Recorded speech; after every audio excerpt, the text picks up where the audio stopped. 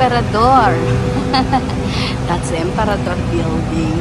Dito lang po sa corner. T-Live. Ayan, ang T-Live. Ang galing. Giant boba. At saka, ito naman po, soon, may bago. May bago tayong opening soon na Angels. Dito talaga siya sa corner. Dito po talaga sa corner. Wow, ito po yung Newport na kalabaw. Mga kalabaw. Ayan po yung okay, ayan. Ito naman po yung Emperador Building. Papakita ko po sa inyo. At ang NAIA Terminal 3 po ay nandiyan lang. Oh, di ba? Ang lapit-lapit. Kasi ngayon, dyan na po binababa. Yung pag ano ka sa jeep, e-jeepney. So, wala na pong ano doon sa may unahan. So, dito nabababa pag Terminal 3. So, ito po yung circle. Doon pala. Doon yung circle. Yun.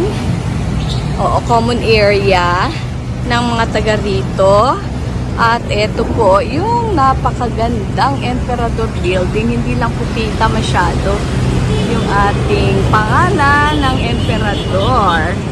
Ayan. Is that better? Kasi sunlight nga eh. Okay, ayan po. Soon to rise. Yung Angel's Pizza. Abangan natin yan. Kailan kaya yan? Ako. Kailan po kaya iyan?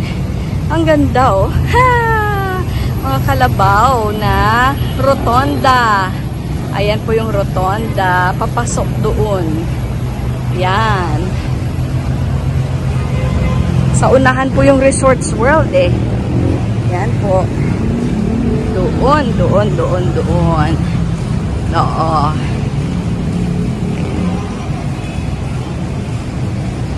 Tingnan natin ha. Ang ganda eh. Speed limit po dito 30 kph. Ayan. Diba ang ganda niyan? Okay. Tapos may mga free shuttle buses dyan. Dito na lang ako tatawid. At pwede naman po. Oo. Hindi siya masyadong busy na street. Kasi nasa interior siya. Ayun oh. Kuha na natin dito sa medyo okay. Harap. Ayan po. Sa harap. Oops. T-Live. Yan po pinakabago dito. Yes. Nasa Savoy lang siya na building. Kasi Savoy na yung hotel na yan eh, no? And then, ito po, Newport City.